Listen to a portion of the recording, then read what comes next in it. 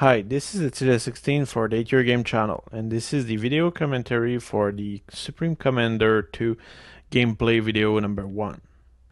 Supreme Commander 2 is a game that I bought not too long ago, and I was a little disappointed at first. Because a long time ago I was used to play Total Annihilation, which was a great game. And Supreme Commander 2 is the spiritual successor in a way of the Total Annihilation series. But I think that Supreme Commander 1 was closer to Total Annihilation, at least in feeling. Supreme Commander 2 is much different because it's very simplified, and I will say maybe too simplified. This game is very easy to play, and I will say it's too easy for somebody like me.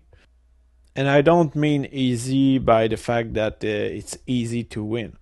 I mean easy by the way you play it. There is very little strategy to learn. You just take your stuff, your units, and you send them to the enemies, and that's it. The main challenge is simply to maximize your production capacities, and ultimately, it's the player or the computer which produce the most unit that will win the battle. Now, there is a large diversity of units, but it's not that diversified compared to Total Annihilation, which had lots of units, especially since the multiple expansion it had. And it's very hard to compare both games because one was very developed and this one is just not as rich in content. But the style is similar, and it's all about producing a lot of small units and producing some big ones. And in this video, you can see that I actually have many big units and a few small units. That's a little sad because it's not like Total Annihilation, which in which one unit could take hours to produce, and it was very resistant. But in this, it takes a very short time, and you can have many big units, and there's just no sense of importance of those units. You can waste them as much as you want and get more on the way, like in this video.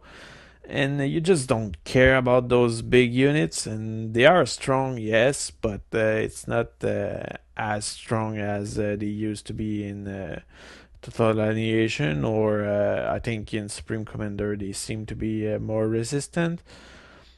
So it's really not a big deal to have those huge units, and it makes them a little underwhelming.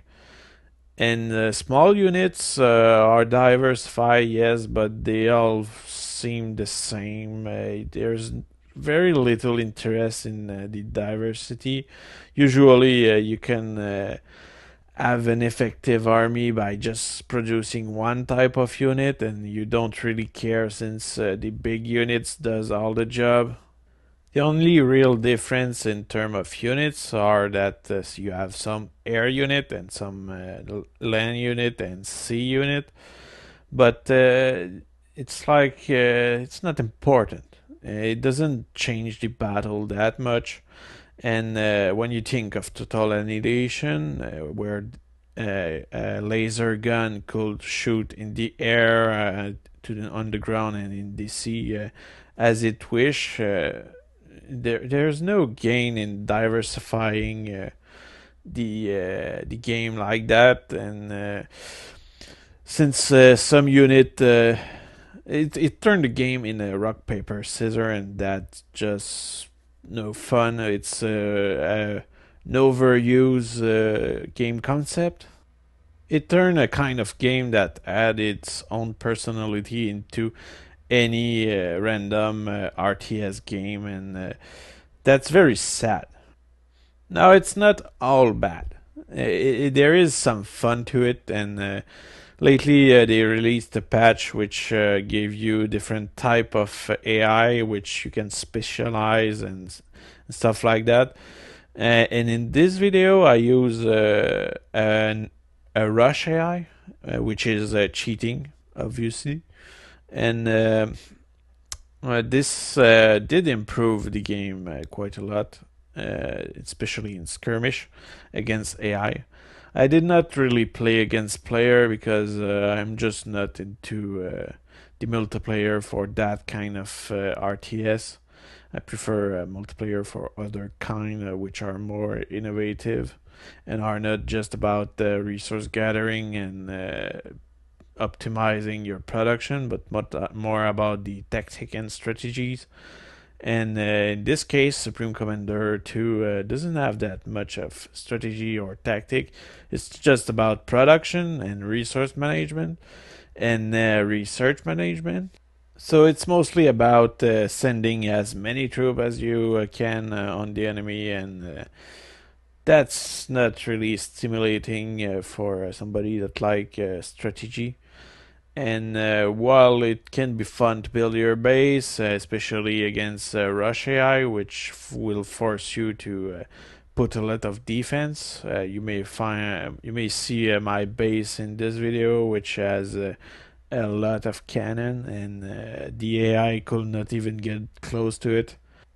That's why I'm showing this video, which is when I attack the enemy base, and I get a lot of casualties in the way.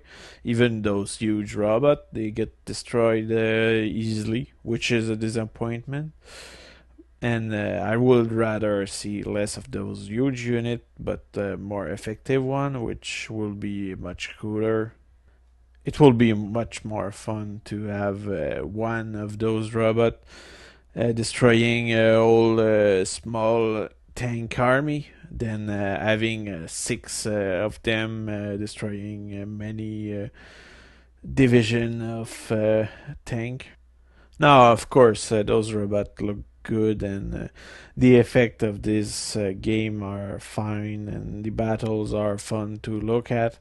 But there's no real depth to it, and it's like you send an army of robot get killed and kill your enemies, and they are expendable like nothing, and that's just no fun, or not as fun as it could be, because in Total Annihilation you really did send AI to their death, but it had a strategic purpose. In this case, they're just not that. You cannot build a lot of units. You have a limit of 500, and it's way too low to actually develop strategies.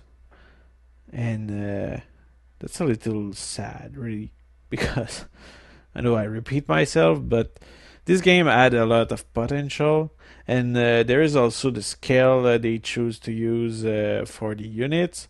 You have the feeling of moving a bunch of insect around. They are way too small, and it's not interesting. It doesn't give you the right feeling. So since I'm running out of time, this game may be worth getting, but maybe just for people that never really explored RTS that much and want an easy introduction. This game really does allow you to to give a lot of command easily to your army, but as I say, it's maybe too easy. So it's fun, but it's not as fun as it could be, and that's why I'm disappointed. So if one day they put out a demo for it, maybe you should try it before buying it. But that was my review of it. I may make more video of it, although I find it very hard to make it look good. And this is it. I hope you enjoyed it, and keep your eyes open for more.